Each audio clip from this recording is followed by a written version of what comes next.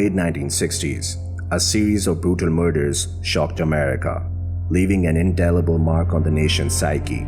At the center of this chaos was Charles Manson, a man whose name became synonymous with evil. This documentary delves into the life of Charles Manson, exploring the childhood traumas that shaped him and the grisly murders committed by his followers, known as the Manson Family.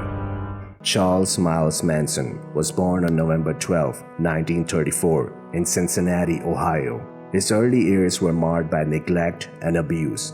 His mother, Kathleen Maddox, was a 16-year-old runaway when she gave birth to him. Her life was unstable, characterized by frequent run-ins with the law and bouts of alcoholism. Manson's father was absent, leaving him to be raised by a single mother who often left him in the care of relatives or even strangers. Kathleen Maddox's life was a chaotic whirlwind. My mother went to prison for 5 years for strong-arm robbery. Her brother had the dealer trick in off the street and put the yoke on him to get some money to eat. And she went to prison, and I used to visit her in the prison visiting room. The only thing my mother taught me was that everything she said was a lie. And I learned never to believe anyone about anything.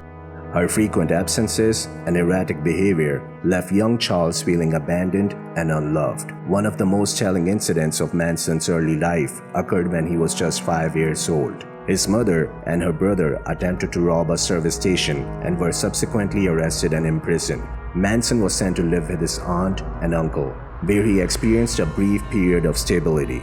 However, this stability was short-lived. By his teenage years, Manson's criminal behavior escalated. He became a habitual offender, engaging in petty theft, burglary, and auto theft. Each stint in reform school or prison only seemed to harden him, as he became prone at manipulating those around him to achieve his ends. Did you tell the women to do their witchy things? I said, if you're gonna do something, leave something witchy. The harsh conditions and punitive measures in these institutions only deepened Manson's feeling of abandonment and resentment. He learned to survive through manipulation and control. As he grew older, these traits would become central to his ability to attract and dominate his followers.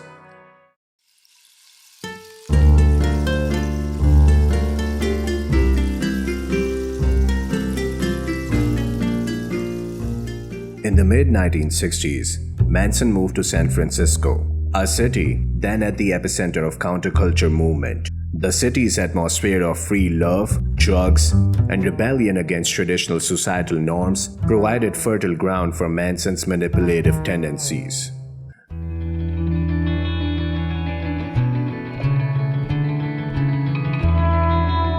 The 1960s counterculture was a perfect breeding ground for someone like Manson. The youth were disillusioned with mainstream society and searching for meaning and belonging.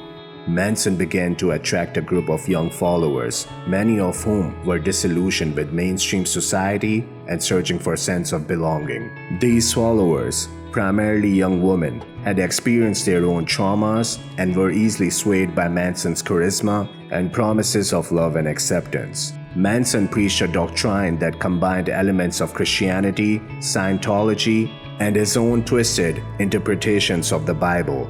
Central to his teachings was the concept of Helter Skelter, a term he borrowed from Beatles' song, which he interpreted as an impending apocalyptic race war. Manson's delusions of grandeur and his desire to incite Helter Skelter culminated in a series of brutal murders in the summer of 1969. After you knew what that had happened at Sharon Tate, the most brutal murder that people were aware of. Not that there's not a lot of other brutality around, but this got attention. What'd you think? Well, I looked over in Vietnam and I said, No, what'd you think about Sharon Tate and her unborn baby? What did I think about it? And, yeah. It's not my world. I don't live in that world. Well, so you didn't care? Care? Suppose What the hell does that mean, care? Well, it means love. That means some Put sense me of... in a solitary confinement, break my teeth out, break my ribs, brush me up, kick me down a hole, Right. and then come back and tell me about care. I don't know what care is, man. On the night of August 8, 1969, Manson directed a group of followers to the home of actress Sharon Tate and her husband, director Roman Polanski. Polanski was out of the country at that time, but Tate, who was 8 months pregnant, was home with 3 friends and an acquaintance. Manson's followers, under his explicit instructions, brutally murdered everyone in the house. The victims were stabbed, shot, and bludgeoned in a horrific orgy of violence. We have a weird homicide. In a scene described by one investigator as reminiscent of a weird religious rite, 5 persons, including actress Sharon Tate, were found dead at the home of Miss Tate and her husband, screen director Roman Polanski. Miss Tate, who starred in Valley of the Dolls, was 8 months pregnant and was found in a bikini-type nightgown with a rope around her neck attached to the body of a man. 2 bodies inside, 2 bodies outside. An unofficial capacity inside the posh $200,000 home, the telephones and electricity lines cut. The bodies had been dead about 12 hours. They were just... The brutality of the murders was shocking. The sheer savagery indicated a deep-seated rage and desire to instill terror. The following night, Manson himself accompanied his followers to the home of Lino and Rosemary LaBianca, a wealthy couple living in Los Angeles. The couple was similarly slaughtered, with Manson ensuring that his followers left behind messages written in the victims' blood to sow fear and chaos. 15 miles away in the Silver Lake section of Los Angeles, market owner Leo LaBianca and his wife Rosemary were found by their children stabbed and mutilated. Was carved into LaBianca's chest, and "Death to Pigs" was smeared in the blood of one of the victims.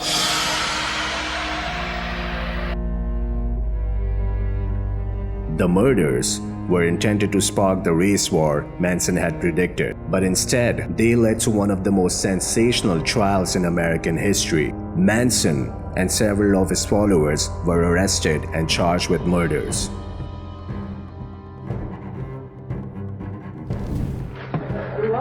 Ride a horse.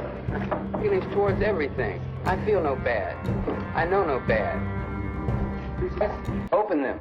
I'm not against you. Huh? Are you bitter? Bitter? No. No. I have a question. Are you guilty of any murders? Are you guilty of plotting any murders? I killed a chicken once.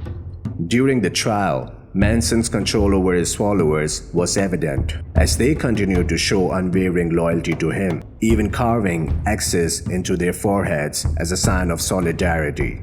Despite his attempts to disrupt the proceedings, the prosecution presented a compelling case, largely based on the testimony of former Manson family members who had turned against him. In 1971, Charles Manson and several of his followers were convicted of murder and sentenced to death, later commuted to life in prison after the California Supreme Court invalidated the state's death penalty statutes. Manson spent the rest of his life behind bars, continuing to attract a macabre fascination from the public and the media. He died in 2017, but the legacy of his crimes endures, serving as a grim reminder of depths of depravity and the power of manipulation. Manson's story is a chilling example of how one individual's charisma and twisted ideology can lead to unimaginable horror. It's a stark warning of the dangers of unchecked influence and the fragility of the human mind. The victims of the Manson family murders are remembered not just for the tragic way they died, but for the lives they lived and potential they had. This documentary serves as a tribute to their memory and cautionary tale of the dark side of human nature. Charles Manson and the Manson family murders remain one of the most haunting chapters in American criminal history, a tale of manipulation, madness, and murder that will never be forgotten. Is the man who most terrorized Hollywood. People look at you today, years later, and they still have no idea what you're about. Tell me in a sentence who you are.